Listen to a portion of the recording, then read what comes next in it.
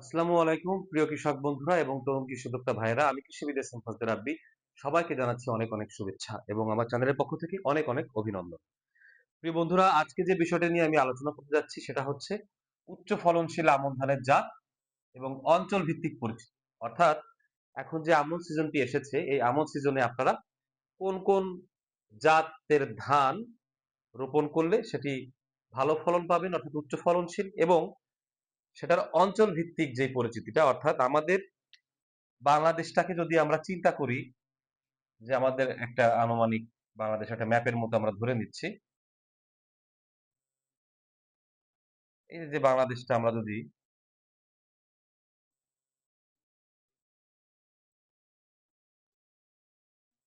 এরকম একটা আনুমানিক ম্যাপ ধরে নিলাম, বাংলাদেশের যে যে বিভিন্ন অঞ্চলগুলো, বাংলাদেশের যেই দক্ষিণ পশ্চিম উত্তর বিভিন্ন যেই জোনগুলো রয়েছে, এই দেখা যায় যে বিভিন্ন অঞ্চলে বিভিন্ন জায়গায় ভূমিরূপ কিন্তু ভিন্ন রকম।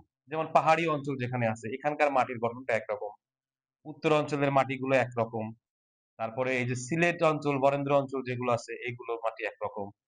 আবার এই যে আমাদের বঙ্গ যেটা অঞ্চল, যেমন ঢাকা শহর তার চারপাশে যে এলাকাটা একরকম আছে। এই যে দক্ষিণ পশ্চিম অঞ্চলে, খুলনা অঞ্চলে বা বরিশাল অঞ্চলে এই জায়গার মাটির গঠনটা কিন্তু আরেক রকম। এরকম ভাবে কিন্তু কয়েক রকম অঞ্চলে কয়েক রকমের কিন্তু মাটির টেকচার বা ধরন বা গঠন পাওয়া যায়। এ সকল মাটির বৈশিষ্ট্য কিন্তু আলাদা আলাদা, এক এক জায়গার মাটির বৈশিষ্ট্য কিন্তু এক এক রকম। সুতরাং ধান চাষের ক্ষেত্রে কিন্তু এর মাটির বৈশিষ্ট্যগুলো একটা বড় প্রভাব ফেলে। এর জন্য আপনি যদি কোন অঞ্চলে কোন ধানটি ভালো হবে সেটি সিলেকশন না করে যদি শুধু উচ্চ ফলন দেখেই যে কোনো একটি ধানের জাত আন্দাজে চাষ করেন, তাহলে কিন্তু আপনি ক্ষতিগ্রস্ত হওয়ার সম্ভাবনা আছে। যেমন দক্ষিণ পশ্চিম অঞ্চলে যে লবণাক্ত অঞ্চল, সেখানে যদি আপনি অন্য একটি হাইব্রিড বা উচ্চ ফলনশীল ধান আপনি রোপণ করেন, তাহলে দেখবেন যে আপনার ধান খুবই খারাপ হবে এবং আপনি খুব খারাপ ফলন পাবেন, লস করবেন। তো এই জন্য সঠিক কাজটা করতে হবে, অর্থাৎ অঞ্চল ভিত্তিক আমাদের জানতে হবে যে কোন অঞ্চলের জন্য কোন ধানটি উপযুক্ত এবং আমাদেরকে সেই অঞ্চলে সেই ধানটি রোপণ করতে হবে। সেজন্য আজকের এই ভিডিওটি। আপনারা ইউটিউবে অনেক ভিডিও দেখে থাকেন, অনেকের অনেক পরামর্শ নিয়ে থাকেন, কিন্তু সাধারণত কিন্তু এরকম সঠিক তথ্যটা দিয়ে কিন্তু ভিডিও কেউ দেয় না। এজন্য এই ভিডিওটা খুব মনোযোগ সহকারে শুনবেন। যেমন আমরা প্রথমে উত্তরাঞ্চল নিয়ে একটু আলোচনা করি, যে উত্তরাঞ্চল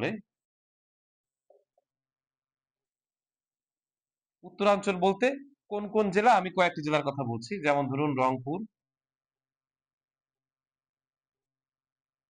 দিনাজপুর,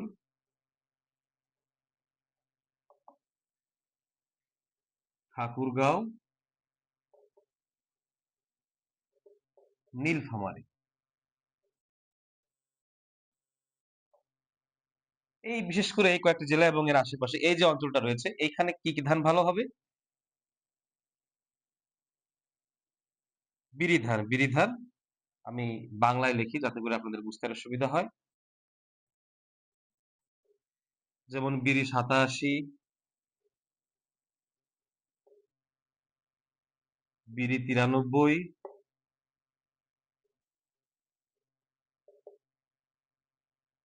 বিরি 95,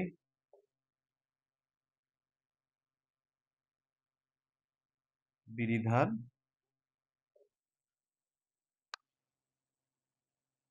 71।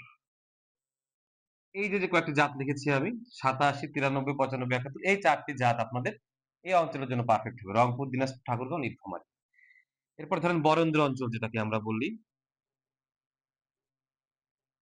বরেন্দ্র অঞ্চলের বিশেষ করে রাজশাহী, নওগাঁ, চাঁপাইনবাবগঞ্জ।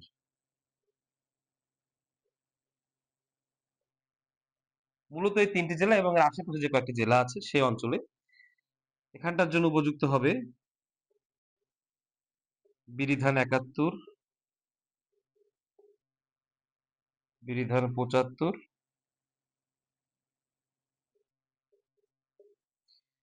বিরি ধান 87, বিরি ধান 90 এবং বিরি হাইব্রিড,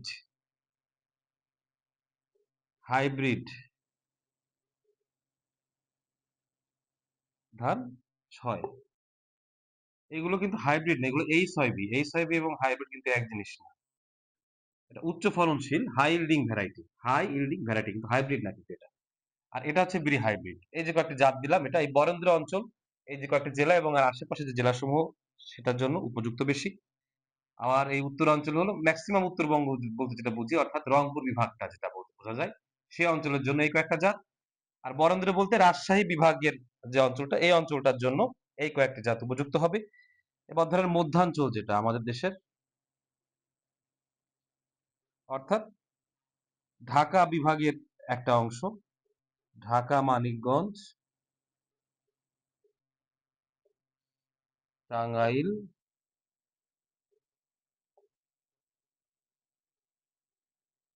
গাজীপুর, এই ৪টা জেলা এবং এর আশেপাশে যে কয়েকটি জেলা রয়েছে এই অঞ্চলটায় বিশেষ করে, যেটাকে আমরা মধ্যাঞ্চল বলতে পারি। এই মধ্যাঞ্চলের জন্য আপনারা লাগাবেন বিরি ধান, ৮৭, ৮৯, আবার লাগাতে পারবেন আপনারা বিনা ধান, ১৭, অর্থাৎ বিনা ১৭ আর বিরির ২টা জাত ৮৭ এবং ৮৯। এটা আপনাদের এই অঞ্চলের জন্য পারফেক্ট হবে।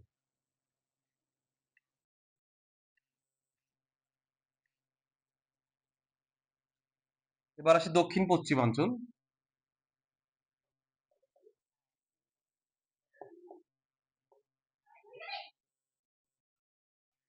এটা বলতে সাধারণত আপনি খুলনা বিভাগ ধরে নিতে পারেন, মানে খুলনা বিভাগের একটা অংশ আর কি, উপকূলীয় অংশটা বাদে। যশোর, ঝিনাইদহ,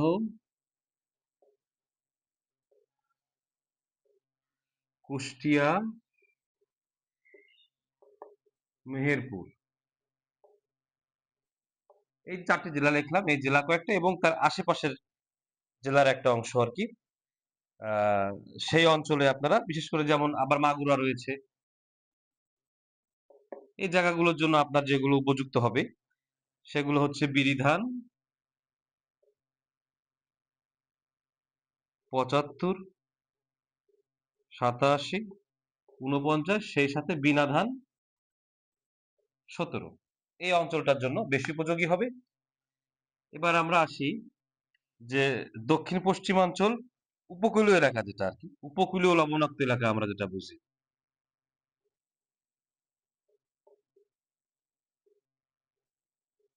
এই যে যে অঞ্চলটা আছে, এই অঞ্চলটা বলতে খুলনা, সাতক্ষীরা, বাগেরহাট, খুলনা, সাতক্ষীরা, বাগেরহাট, অর্থাৎ খুলনা বিভাগের যে আর একটা অংশ আছে,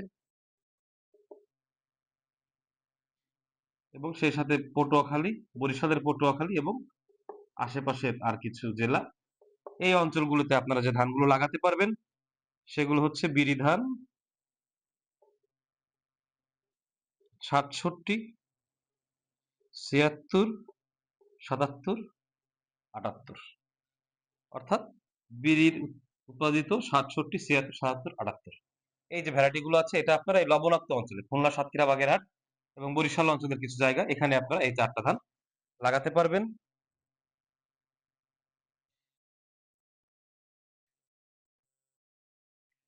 এবার আসি আমরা হাওর এলাকা।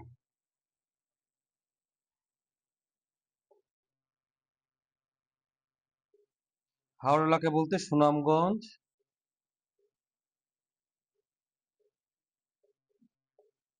কিশোরগঞ্জ,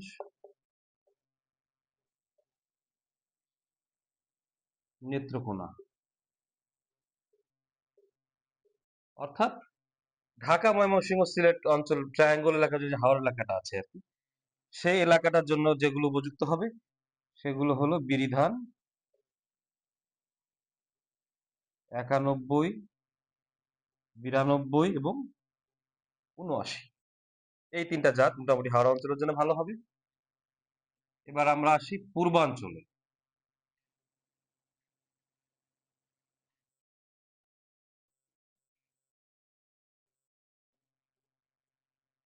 পূর্বাঞ্চলে কোন কোন জেলা রয়েছে? কুমিল্লা, নোয়াখালী, ফেনী, চট্টগ্রাম,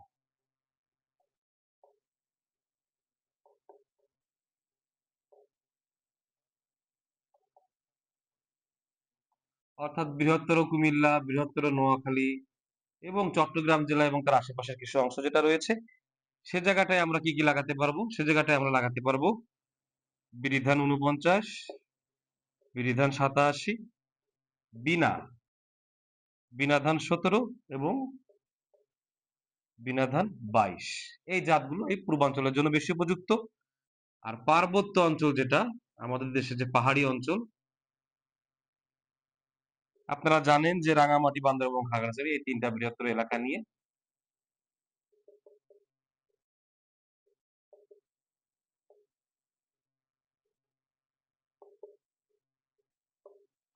এই যে পাহাড়ি অঞ্চলটা, এই পাহাড়ি অঞ্চলের জন্য উপযুক্ত হবে কোনটা?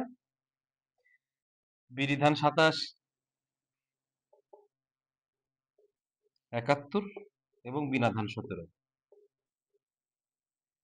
তো এইভাবে আমি অঞ্চল ভিত্তিক এগুলো দিয়ে দিলাম এবং মোটামুটি এই যে যেই হাই ইল্ডিং ভ্যারাইটি বা এই যে যেই উচ্চ ফলনশীল বা হাইব্রিড যে জাতগুলোর কথা বলেছি, আপনারা সঠিক পদ্ধতি অনুযায়ী চাষ করলে বিঘা প্রতি আপনারা ৪০ থেকে ৪২ মণ পর্যন্ত ফলন পেতে পারবেন।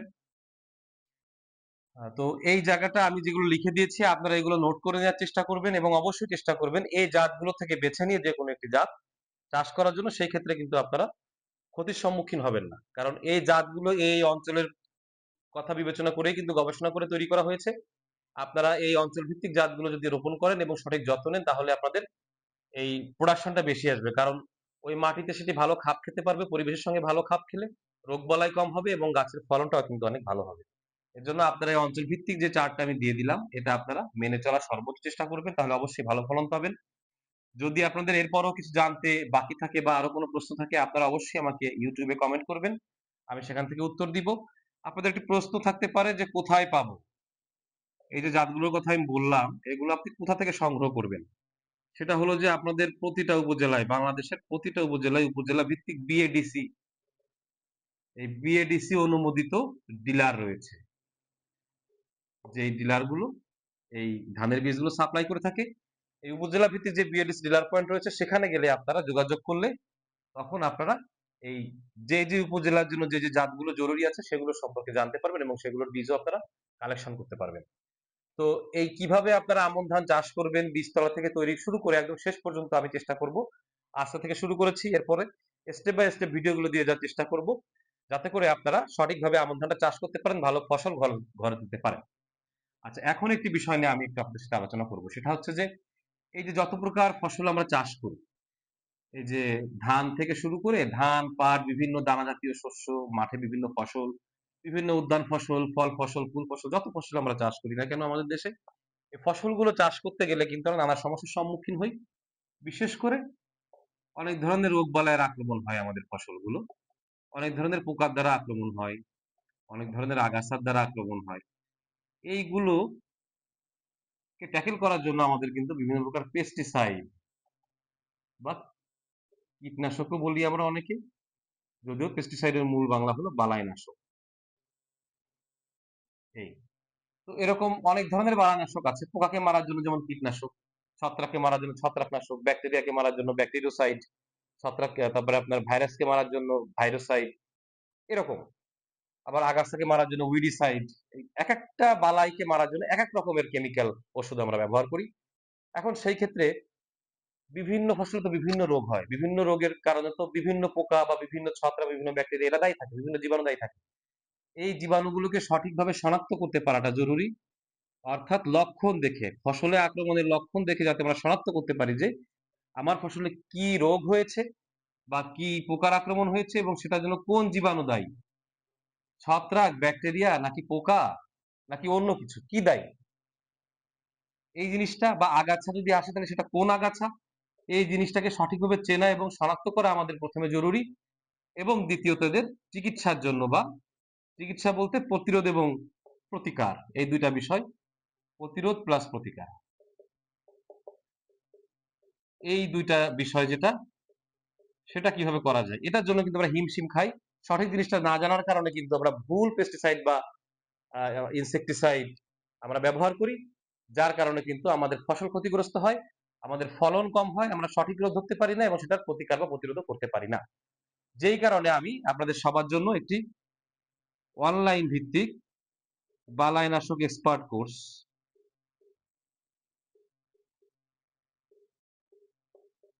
এই কোর্সটি শুরু করতে যাচ্ছি। এটি শুরু হবে 15 থেকে 18 জুলাই, 4 দিন ব্যাপী ক্লাস হবে 2026, এবং এর রেজিস্ট্রেশনটা শুরু হতে যাচ্ছে, অর্থাৎ শুরু হয়ে গিয়েছে 23 জুন থেকে শুরু হয়েছে এবং মোটামুটি 7 জুলাই পর্যন্ত চলবে। আপনারা চেষ্টা করবেন 30 তারিখের ভিতরে রেজিস্ট্রেশন কমপ্লিট করে ফেলার জন্য। কারণ হচ্ছে একটি স্মার্ট কৃষি কেমিক্যাল গাইড আমার নিজের লেখা।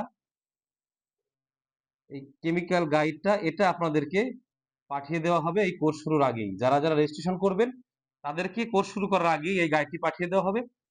এই গাইডটা আনুমানিক প্রায় 250 পেজ এরকম পাতার হয়েছে, এবং এই গাইডটি কিন্তু ইতোমধ্যে আইএসবিএন নাম্বার, অর্থাৎ ইন্টারন্যাশনাল সিরিয়াল নাম্বার, সেটা কিন্তু অলরেডি অ্যাচিভমেন্ট করে ফেলেছে। গাইডটি প্রেসে দেওয়া আছে, খুব দ্রুত সময়ের মধ্যে হাতে পেয়ে যাবো। এরপরে কিন্তু আপনাদেরকে আমি গাইডগুলো পাঠিয়ে দিব কুরিয়ারের মাধ্যমে। এই কোর্সের জন্য এখন আপনাদের পরবর্তী প্রশ্ন আসতে পারে যে কোর্স ফিটা কত। আমি কোর্স ফি কিন্তু সবসময়, আপনারা জানেন, সকল কোর্সে আমি 200 টাকা করে কোর্স ফি নিই, কিন্তু এই ক্ষেত্রে আমি আরো একটু কনসিডার করে 150 টাকা কোর্স ফি করেছি, আরো 50 টাকা কমে।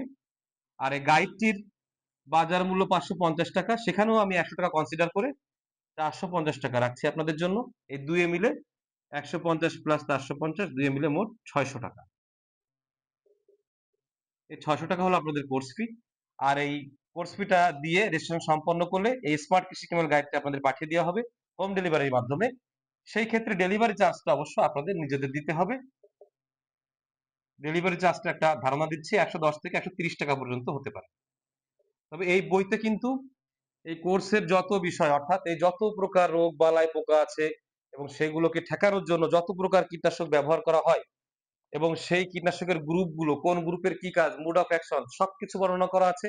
এবং আরো কি কি আপনারা পাবেন, আরো আপনারা পাবেন যে এই গ্রুপের কি কি কীটনাশক বা ছত্রাকনাশক বা এই বালাইনাশক গুলো বাজারে রয়েছে, এবং কোন কোন কোম্পানি কোন কোন নামে কোন কোন কীটনাশক বা ছত্রাকনাশক বাজারজাত করছে, সেটা আপনারা কোন কোন ফসলে কি রোগের জন্য কতটুকু মাত্রায় আপনারা অ্যাপ্লাই করবেন, সার্বিক বিষয়বস্তু কিন্তু সুন্দর করে একদম লিস্ট আকারে এই বইতে সবিস্তারিত বর্ণনা করা হয়েছে। সুতরাং এই বইটি আপনারা সারা জীবন পাশে পাবেন। যারা কৃষিকাজের সঙ্গে জড়িত, যারা কীটনাশকের ব্যবসার সঙ্গে জড়িত, তাদের সবারই কিন্তু এই জিনিসটা কাজে লাগবে সঠিকভাবে কৃষি কাজ করার জন্য, সঠিকভাবে কৃষককে পরামর্শ দেওয়ার জন্য। এবং যারা শিক্ষিত তরুণ রয়েছেন তাদের জন্য তো অবশ্যই এই বইটি অতি প্রয়োজনীয়। তো প্রিয় বন্ধুরা, এই কোর্সে অংশগ্রহণ করতে চাইলে আপনারা এই যে যে উপরে নাম্বারটি লিখে দিয়েছি 07111648732, এই নম্বরে আপনারা ফোন করে বা হোয়াটসঅ্যাপের মাধ্যমে আপনারা আমার সঙ্গে যোগাযোগ করবেন, এবং এই নম্বরে আমার বিকাশ অ্যাকাউন্টটা খোলা, আমার সঙ্গে যোগাযোগ করে আপনারা রেজিস্ট্রেশন ফিটা প্রদান করে আপনাদের রেজিস্ট্রেশন কাজটা সম্পন্ন করবেন। প্রিয় বন্ধুরা, আমার ভিডিওটি ভালো লাগলে অবশ্যই লাইক করবেন, কমেন্ট করবেন, শেয়ার করে সবার মধ্যে ছড়িয়ে দিবেন। আর আমার এই ভিডিওটি ভালো লাগলে আমার চ্যানেলের সঙ্গে থাকতে গেলে অবশ্যই আমার চ্যানেলটি আপনারা সাবস্ক্রাইব করবেন। সবাই আজকের মতো ভালো থাকবেন, সুস্থ থাকবেন এবং আমার জন্য দোয়া করবেন। আল্লাহ হাফেজ।